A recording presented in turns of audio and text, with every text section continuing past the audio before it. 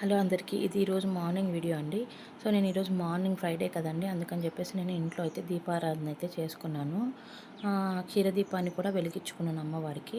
ఇక్కడ నేను మా ఊర్లో ఉన్నాను అనమాట, అందుకని చెప్పేసి క్షీరదీపాన్ని వెలిగించుకోవాలనుకున్నాను. ఎందుకంటే ఇక్కడ మన ప్యూర్ ఏ కల్తీ లేని పాలు దొరుకుతాయి అనమాట. అందుకని చెప్పేసి అలా వెలిగించుకుంటే మంచిదని చెప్పేసి నేనైతే క్షీరదీపాన్ని అయితే ఈరోజైతే వెలిగించుకున్నాను. చాలా రోజుల నుంచి అనుకుంటున్నాను కానీ కుదరలేదు నాకు. ఈరోజైతే కుదిరింది.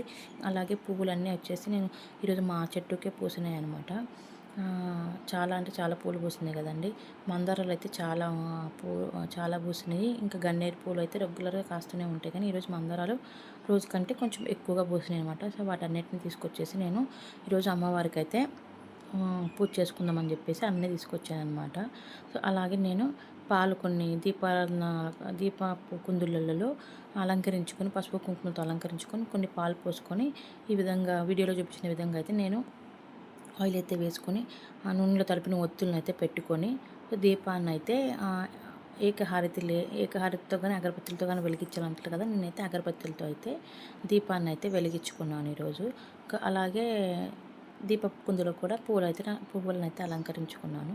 సో నేనైతే క్షీర దీపాన్ని అయితే పెట్టడం ఫస్ట్ టైం అండి.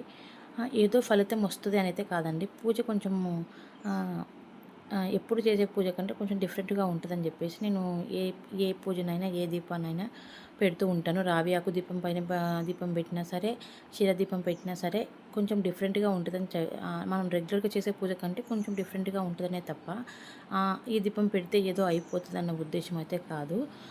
ఏదైనా సరే దేవుడి పూజకే కదా అన్న ఉద్దేశంతో అయితే నేనైతే దీపారాధన అయితే చేస్తూ ఉంటానన్నమాట. సో ఈరోజైతే ఈ విధంగా అయితే నేను పూజనైతే ఫినిష్ చేసుకున్నాను. అమ్మవారి అష్టోత్తరం చదువుకొని, కనకదుర్గ స్తోత్రం కూడా చదువుకొని అయితే నేను పూజనైతే ఫినిష్ చేసుకున్నాను.